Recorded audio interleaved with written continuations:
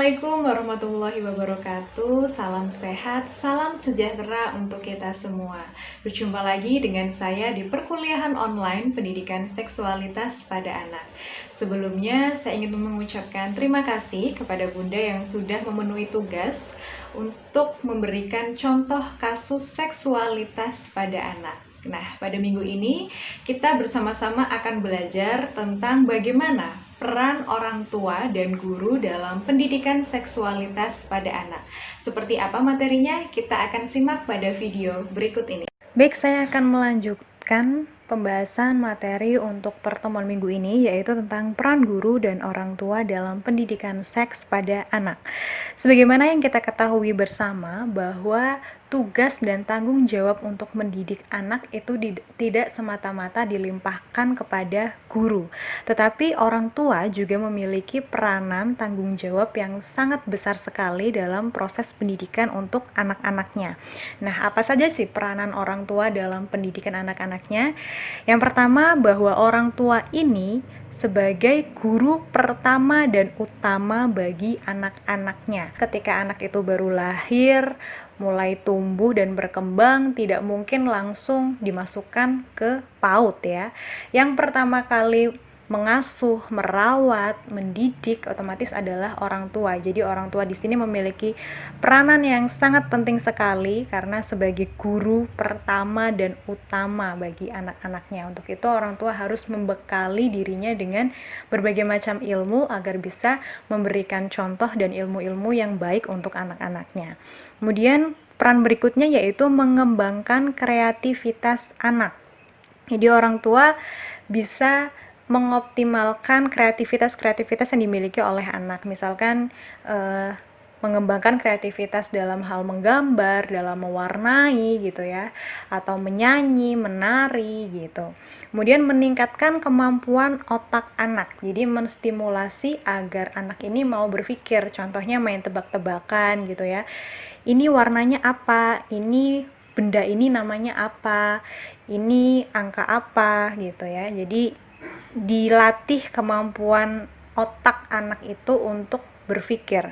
Kemudian mengoptimalkan potensi anak. Otomatis ini apabila anaknya sudah mulai tumbuh besar, kita sudah sebagai orang tua harus bisa menilai kira-kira potensi yang dimiliki anaknya itu apa. Apakah di bidang seni, apakah di bidang akademis, atau di bidang kinestetis ya, olahraga. Jadi lebih diarahkan pada yang sesuai dengan kemampuannya. Apabila anak ini memang lebih condong ke bidang seni, maka bisa diarahkan ke situ. Jangan dipaksakan untuk pinter sekali secara akademis ya, karena itu akan menyiksa justru bagi anak-anaknya. Nah, selain memiliki peran, orang tua juga memiliki fungsi dan tanggung jawab bagi anak-anaknya. Yang pertama, fungsi orang tua itu sebagai pendidik tadi ya, memberikan ilmu, kemudian bisa mengembangkan kreativitas, kemampuan, dan potensi anaknya. Kemudian memelihara, orang tua memiliki tanggung jawab untuk mengasuh, merawat, membesarkan sampai anak itu tumbuh dewasa dan bisa mandiri, berdikari sendiri. Kemudian sebagai pelindung, orang tua memiliki tanggung jawab dan tugas untuk melindungi anaknya dari berbagai macam ancaman, baik ancaman dari luar maupun ancaman dari lingkungan internal. Ya. Berikutnya, selain orang tua yang memiliki peranan untuk mendidik, otomatis ada juga guru yang memiliki peranan yang sangat besar sekali untuk mendidik anak-anaknya. Nah, mungkin ibu-ibu ini sudah pernah sebelumnya belajar tentang peran guru. Kali ini saya akan mengilas kembali atau merefresh kembali apa saja peran-peran guru terhadap anak didiknya. Yang pertama, guru ini memiliki peranan sebagai informator. Apa itu informator ya? Yang pasti dari katanya kita sudah bisa mengartikan. Informator adalah seseorang yang memberikan informasi atau sebagai sumber informasi, baik informasi yang bersifat akademik maupun informasi umum ya.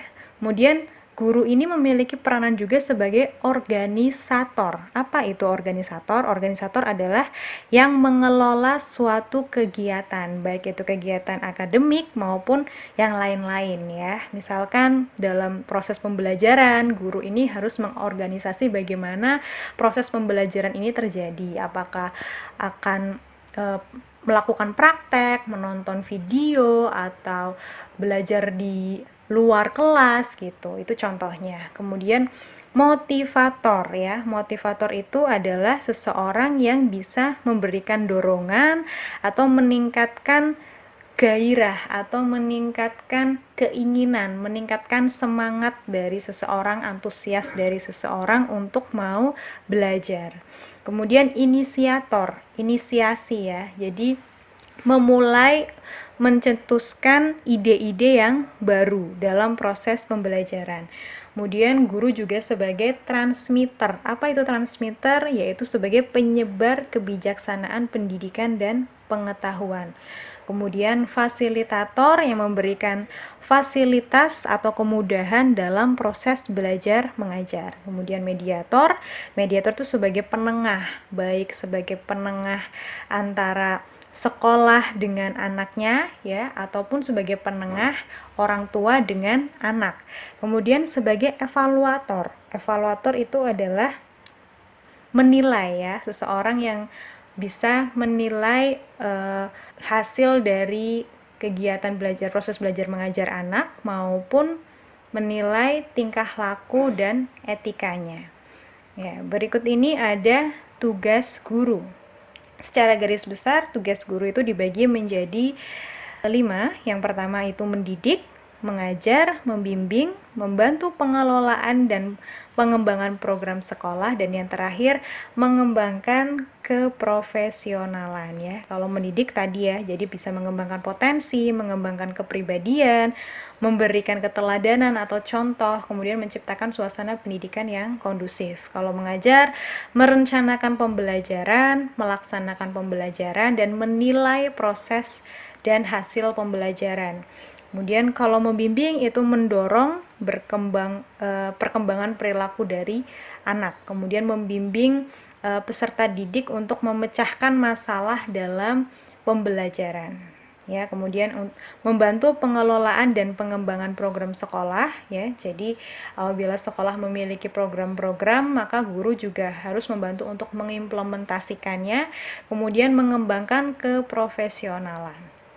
Ya, berikutnya peran guru dan orang tua dalam pendidikan seks pada anak. Guru dan orang tua itu harus sepaham, harus memiliki pola pikir yang sama untuk bisa memberikan informasi-informasi kepada anaknya agar apa yang dia dapatkan di sekolah dan yang dia dapatkan di rumah itu sama, agar si anak ini tidak bingung ketika mendapatkan informasi yang berbeda. Jadi memang perlu adanya kerjasama antara pihak sekolah dan orang tua agar anak ini mendapatkan informasi yang sama ya. Dalam pendidikan seks, maka peran guru dan orang tua yang pertama adalah memberikan pemahaman kepada anak sesuai dengan usianya mengenai fungsi-fungsi alat seksual dan masalah naluri alamiah yang mulai timbul.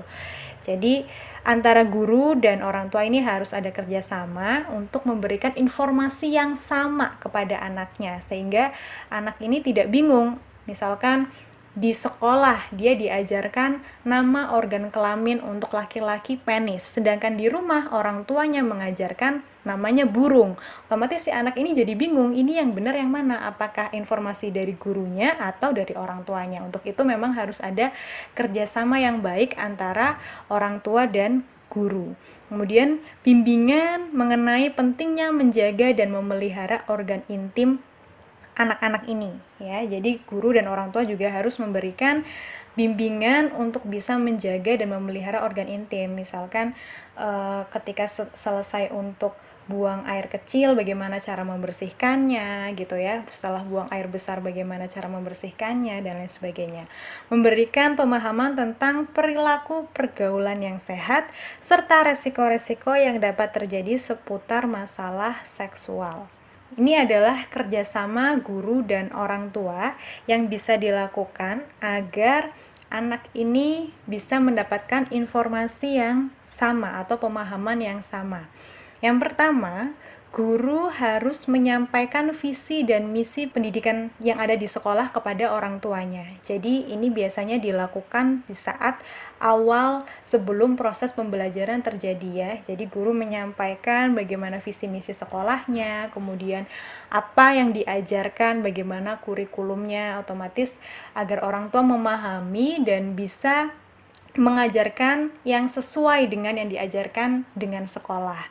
Kemudian orang tua bisa membagikan informasi dan gambaran tentang kepribadian anak, minat, dan keterampilannya, sehingga guru bisa lebih memahami karakter dari anak dan bisa lebih mengoptimalkan potensi yang dimiliki oleh anak. Jadi memang perlu adanya komunikasi yang baik antara pihak orang tua dan guru ya.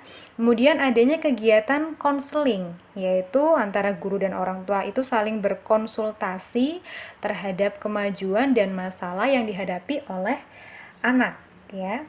Kemudian kunci membangun komunikasi yang baik adalah dengan aspirasi dan motivasi. Aspirasi itu berarti kita mendengarkan apa yang diinginkan oleh anak. Jangan selalu mendikte, menyuruh anak untuk melakukan A, B, C, D, tapi kita juga mulai memahami apa yang diinginkan oleh anak itu. Kemudian kegiatan bersama orang tua, guru, dan siswa. Ini contohnya sekolah mengadakan kegiatan yang melibatkan antara orang tua, guru, dan siswa. Contohnya seperti perkemahan ya, atau acara-acara seperti field trip atau piknik, karya wisata, outbound gitu ya, atau acara-acara yang bisa diadakan di sekolah seperti mungkin orang tuanya diminta untuk datang pas acara-acara pentas seni dan lain sebagainya. Itu adalah kegiatan yang bisa mempertemukan antara orang tua, guru, dan siswa. Kemudian pihak sekolah mengadakan acara seminar parenting dan pendidikan seks pada anak. Otomatis agar orang tua memahami cara untuk mendidik anaknya bagaimana, kemudian ilmu-ilmu apa yang kira-kira harus diberikan kepada anaknya agar antara yang diberikan oleh sekolah dan yang diberikan oleh orang tuanya di rumah itu sama kepada anaknya. Ini penting juga untuk dilakukan bagi pihak sekolah ya. Kemudian guru di sekolah mendidik dengan sepenuh hati, demikian pula orang tua saat mendidik anaknya di rumah. Ya, berikut ini tujuan hubungan sekolah dengan orang tua. Yang pertama, bisa saling membantu dan saling mengisi. Ya, apabila ternyata di rumah ada kendala tertentu, maka bisa menyampaikan kepada gurunya. Begitupun apabila guru memiliki kendala atau masalah terhadap anaknya, bisa menyampaikan kepada orang tuanya. Jadi bisa saling mengisi. Kemudian mencegah perbuatan-perbuatan yang kurang baik ya. Dengan adanya komunikasi dan hubungan yang baik antara sekolah dan orang tua, otomatis ini bisa mencegah hal-hal yang kurang baik yang bisa terjadi pada anak. Kemudian bersama-sama membuat rencana yang baik untuk sang anak. Jadi bersama-sama antara pihak sekolah dan orang tua bisa merencanakan kegiatan atau hal-hal yang baik untuk bisa dilakukan oleh anaknya. Kemudian ini ada beberapa contoh kerjasama guru dan orang tua. Yang pertama, bagi guru itu bisa melakukan kunjungan ke rumah anak didik ya, terutama pada keadaan seperti ini ya, kondisi saat pandemi ini tidak memungkinkan proses pembelajaran untuk dilakukan di sekolah, maka guru bisa memonitoring proses pembelajaran anak di rumah dengan mengunjungi rumah anak didiknya. Ya, ini tidak harus setiap hari dilakukan, tapi bisa sebulan 2 kali atau sebulan sekali. Yang penting termonitor gitu ya, bahwa memang di rumah anak ini juga tetap belajar. Kemudian diundang orang tua ke sekolah. Jadi misalkan apabila ada rapat-rapat penting ya terkait perkembangan anaknya, atau misal ada masalah atau informasi-informasi yang penting, maka orang tua bisa diundang ke sekolah untuk bersama-sama dilibatkan dalam proses pengambilan keputusan.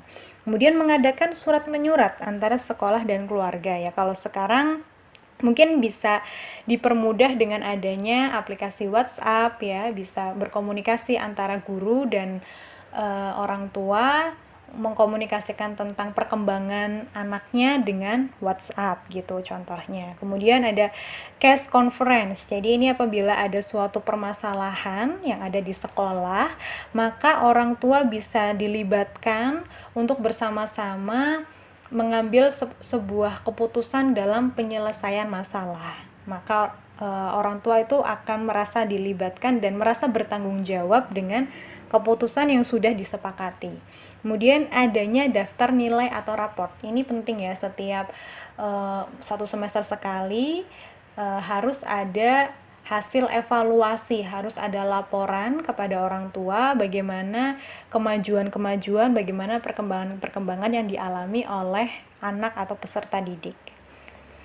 Kemudian berikutnya ada bentuk kerjasama sekolah dengan rumah. Apa saja yang bisa dilakukan? Yang pertama tadi ya sudah dijelaskan, adanya parenting kelas orang tua. Ini penting, jadi sekolah bisa mengadakan kelas parenting bagi orang tua agar orang tua di sini memiliki ilmu-ilmu, memiliki keterampilan, pengetahuan-pengetahuan yang baru bagaimana cara untuk mendidik anaknya, kemudian disesuaikan dengan ajaran-ajaran sekolah agar informasi yang disampaikan di sekolah dan di rumah itu sama, tidak bertolak belakang gitu ya, atau tidak berbeda. Kemudian komunikasi, jadi pihak sekolah dan orang tua harus menjalani komunikasi yang baik ya, baik berupa WhatsApp atau berupa telepon ya. Sekarang sudah bisa menggunakan alat komunikasi dengan berbagai macam, tidak harus surat menyurat secara manual ya. Kemudian volunteer, jadi ini bisa melibatkan pihak luar untuk menjadi sukarelawan di sekolahnya. Contohnya melibatkan tenaga kesehatan, misalkan untuk dijadikan tenaga promotor kesehatan. Kemudian keterlibatan orang tua pada pembelajaran anak di rumah. Jadi ketika anak di rumah, apalagi dalam suasana seperti ini, pandemi, maka orang tua juga harus terlibat secara aktif dalam proses pembelajaran anak. Orang tua bisa mengarahkan, bisa juga mengajarkan ya. Kemudian pengambilan keputusan. Jadi apabila ada suatu masalah, maka orang tua bisa dilibatkan untuk bersama-sama mengambil keputusan dengan para anggota orang tua yang lain dan dengan pihak sekolah gitu ya, agar orang tua ini merasa dilibatkan dan bisa ikut bertanggung jawab terhadap keputusan yang sudah disepakati. Kemudian kolaborasi dengan kelompok masyarakat. Jadi kita juga bisa, pihak sekolah itu juga bisa melibatkan tokoh-tokoh yang ada di dalam masyarakat untuk membentuk kerjasama yang bisa memajukan pendidikan di sekolah. Misalkan mengajak peran serta tokoh agama ya, mengajak peran serta misalkan Pak RT, Pak RW atau Bu Lurah atau Pak Lurahnya gitu ya, untuk turut serta untuk bisa membantu dalam kemajuan sekolah gitu. Baik Bunda, tadi adalah penjelasan tentang materi bagaimana peran guru dan orang tua dalam memberikan pendidikan seksualitas pada anak. Terima kasih atas perhatiannya, kurang dan lebihnya mohon maaf. Wassalamualaikum warahmatullahi wabarakatuh.